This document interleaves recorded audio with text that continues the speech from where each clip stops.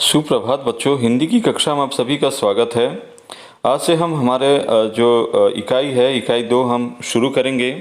तो इकाई 2 के अंतर्गत जो कि समसामयिक मुद्दे हैं उनके बारे में है, जिसमें पहला पाठ है मैं मजदूर हूँ, और दूसरा रामधारी सिंह दिनकर द्वारा जो रचित जो पाठ है वह है जनतंत्र का जन्म, और तीसरा है अपनी अपनी बीमारी। तो प्रिय विद्यार्थियों, ये जो समसामयिक मुद्दे के अंतर्गत हम हमारे आसपास की परिवेश में हम जो भी घटनाएं हो रही हैं या फिर कौन से मुद्दे हैं उनके बारे में हम इस इकाई में हम पढ़ेंगे। तो हमारे आसपास सामाजिक राजनैतिक क्षेत्र में ऐसे कई सारे मुद्दे हैं जिन पर हमें पढ़ने, विचार विमर्श करने और एक चेतना विकसित करने की आवश्यकता है। हम रोज़मर्रा में ऐसे विषयों से रूबरू होते हैं और कई बार हम उनकी ओर सचेत रूप से ध्यान नहीं देते हैं, या कई बार हमारे आसपास वह नज़रिया भी नहीं होता है जिनके माध्यम से हम उनका विश्लेषण कर पाए। तो प्रिय विद्यार्थियों, इस इकाई में यह प्रयास किया गया है कि विद्यार्थियों में जो है समालोचनात्मक दृष्टि विकसित हो, जिससे वे सामाजिक राजनीतिक यथार्थ को समझ पाएँ। अर्थात जो विद्यार्थी हैं वे हमारे जो उसके जिस वातावरण में वो रह रहे हैं, जिस परिवेश में रह रहे हैं, तो वहाँ के जो भी घटनाएं घट रही हैं या फिर जो भी मुद्दे हैं उन पर अपना दृष्टिकोण रख सकें और उन पर अपना अपना जो विश्लेषण है उसको भी वे अब विश्लेषण का जो गुण है वो विकसित कर पाएँ। तो इस इकाई में हम इकाई 2 जो कि समसामयिक मुद्दे हैं, इसके अंतर्गत जो हमारा जो पहला पाठ है वह है मैं मजदूर हूँ, जिसे डॉक्टर भगवत शरण उपाध्याय जी ने लिखा हुआ है। तो मैं मजदूर हूँ एक विचारात्मक लेख है जिसमें लेखक ने मजदूर वर्ग की कहानी को आत्मकथात्मक शैली में लिखा है। आत्मकथा अर्थात स्वयं की कथा को बताना, और यह बताने का प्रयास किया है लेखक ने कि इस दुनिया के वर्तमान स्वरूप तथा विकसित होने की यात्रा में मजदूर वर्ग की भूमिका अत्यंत महत्वपूर्ण है। लेकिन दुनिया के विकसित हो जाने के बाद भी मजदूरों की अपनी जो जिंदगी है वह आज भी क्या है, अभावग्रस्त है। वे समाज में आज भी सबसे निम्न श्रेणी के समाज के रूप में वे देखे जाते हैं। तो प्रिय विद्यार्थियों, हम पाठ शुरू करने से पहले जो डॉक्टर भगवत शरण उपाध्याय हैं उनके जीवन परिचय के बारे में हम पढ़ेंगे। जो इनका जीवन परिचय किस तरह रहा, क्या किया इन्होंने। तो डॉक्टर भगवत शरण उपाध्याय का जन्म सन 1910 में बलिया जिले के उजियारपुर गांव में हुआ था। बलिया जिला जो है उत्तर प्रदेश में है। इनकी प्रारंभिक शिक्षा यहीं पर हुई। इन्होंने बनारस हिंदू विश्वविद्यालय से प्राचीन इतिहास विषय में एमए किया। ये संस्कृत साहित्य तथा पुरातत्व के समर्थ अध्येता एवं हिंदी साहित्य के प्रसिद्ध लेखक रहे हैं। इन्होंने भारत के प्राचीन इतिहास एवं भारतीय संस्कृति का विशेष अध्ययन किया है। क्रमशः पुरातत्व विभाग, प्रयाग संग्रहालय एवं लखनऊ संग्रहालय के अध्यक्ष तथा पिलानी बिड़ला महाविद्यालय में प्राध्यापक पद पर इन्होंने कार्य किया। तत्पश्चात इन्होंने विक्रम विश्वविद्यालय उज्जैन के प्राचीन इतिहास विभाग में प्रोफेसर एवं अध्यक्ष पद पर कार्य कर अवकाश ग्रहण करने के पश्चात देहरादून में अपना स्थान बना लिया। अर्थात वे देहरादून में उन्होंने अपना निवास स्थान बनाया और वहीं रहने लगे। भारत के प्रतिनिधि के रूप में ये मॉरिशस में भी कार्यरत रहे। भारतीय राजदूत के रूप में उपाध्याय जी ने कई बार यूरोप, अमेरिका, चीन आदि का भी भ्रमण किया, जहां भारतीय संस्कृति एवं साहित्य पर बहुत से महत्वपूर्ण इन्होंने व्याख्यान दिए। इन्होंने 100 से भी अधिक पुस्तकें लिखकर हिंदी साहित्य को समृद्ध बनाने का स्तुत्य प्रयास किया है।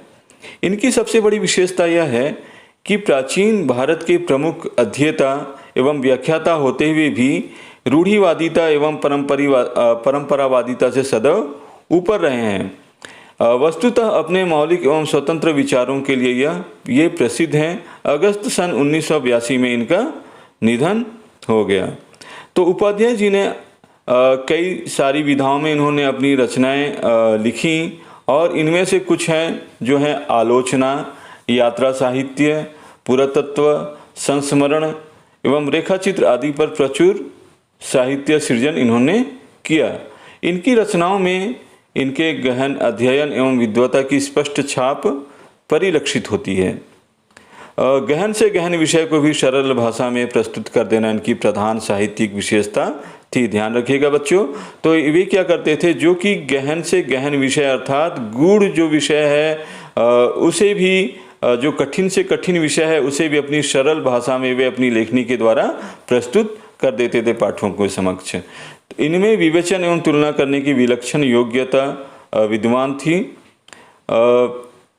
अपनी इसी योग्यता के कारण इन्होंने भारतीय साहित्य, कला एवं संस्कृति की प्रमुख विशेषताओं को संपूर्ण विश्व के सामने स्पष्ट कर दिया।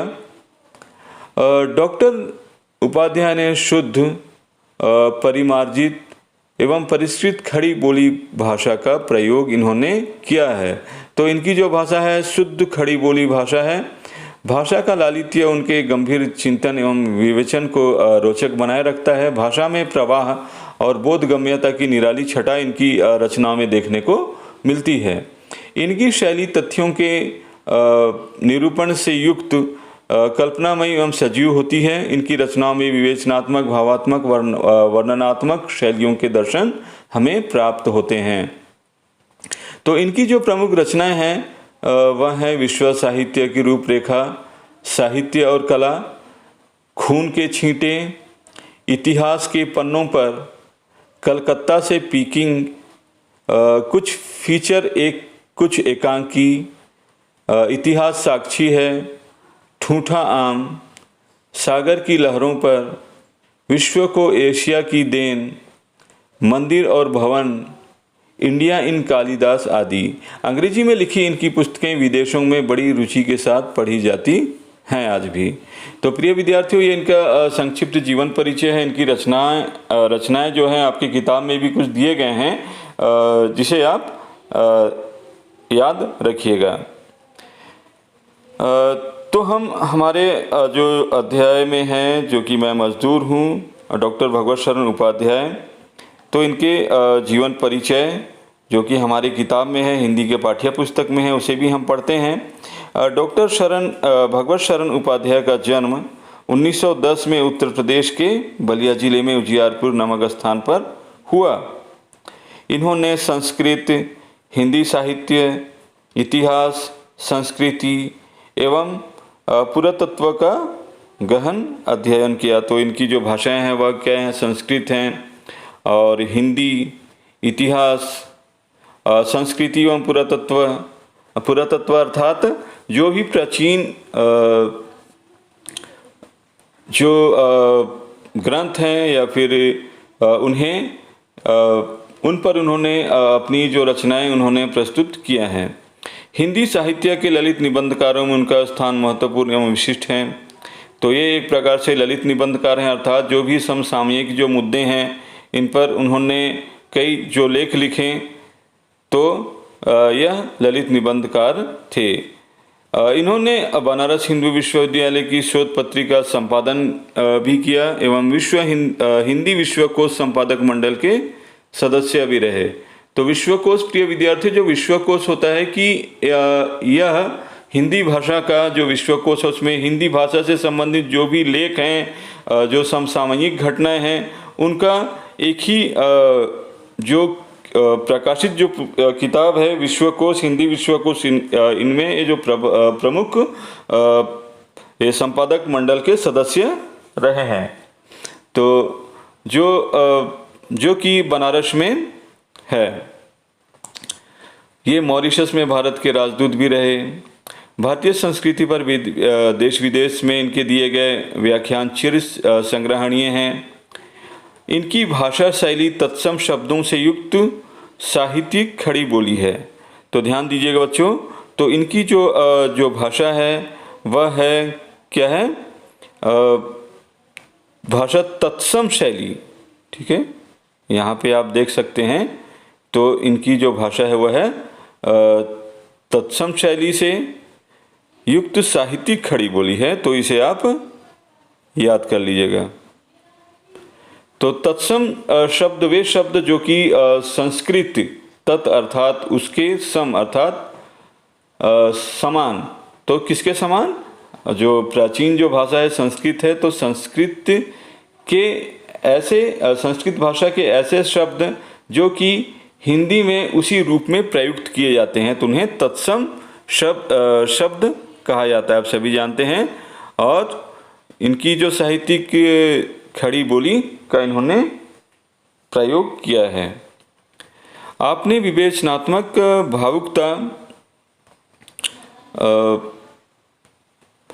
भावुकतापूर्ण चित्रात्मक भाषा का प्रयोग तथा कहीं कहीं रेखाचित्र शैली का प्रयोग किया है। तो इनकी जो प्रमुख रचनाएं हैं देखिए क्या क्या हैं। इनकी रचनाएं देखिए, विश्व साहित्य की रूपरेखा, साहित्य एवं कला, कालिदास का भारत, कदम्बरी, ठूठा आम, बुद्ध वैभव, सागर की लहरें, इतिहास साक्षी इनकी प्रमुख रचनाएं हैं। तो ठीक है बच्चों, तो जो इनका जो जीवन परिचय है तो आपको ज़रूर समझ में आया होगा। और ये जो कालिदास का भारत, ये इनकी अंग्रेजी रचनाएं हैं जो कि प्रकाशित हुई थी इंडिया इन कालिदास के नाम से। तो ठीक है बच्चों, ये डॉक्टर भगवत शरण उपाध्याय जो कि मैं मजदूर हूँ के लेखक हैं, इनका जीवन परिचय था। आप सभी को ज़रूर समझ में आया होगा। तो प्रिय विद्यार्थियों, तो आप ध्यान रखिएगा इनका जन्म कब हुआ था और इनका निधन कब हुआ था, इनकी शिक्षा कैसी हुई थी, इनकी भाषा शैली के अंतर्गत इन्होंने कौन सी भाषा, किस प्रकार की भाषा का प्रयोग इन्होंने अपनी लेखन में इन्होंने किया, और इसके अलावा इनकी कौन कौन सी रचना है, इसे आप ज़रूर याद रखिएगा और अपनी जो अभ्यास पुस्तिका उस पर आप ज़रूर लिखिएगा। तो ठीक है बच्चों, आज के लिए इतना ही। हम अगली कक्षा में मैं मजदूर हूँ इस पाठ को हम शुरू करेंगे। तो ठीक है विद्यार्थियों, आज के लिए इतना ही। आपका दिन शुभ हो।